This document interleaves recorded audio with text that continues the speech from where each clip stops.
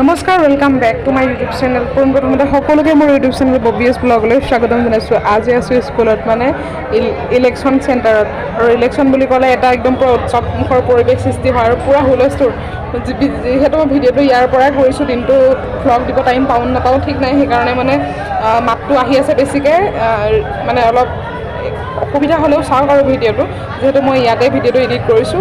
আৰু চাওকচোন মানুহ কেনেকুৱা মানুহ, আৰু এয়া মাহী এবাৰ ইলেকশ্যনৰ কেণ্ডিডেট। আপোনালোকে ছাপোৰ্ট কৰিব, যিসকল কলমুবাৰী গাঁও পঞ্চায়তৰ 1 নম্বৰ ৱাৰ্ডৰ আছে। মোৰ যদি ভিডিঅ'সমূহ চাই ভাল পায়, মাহীক ছাপোৰ্ট কৰিব।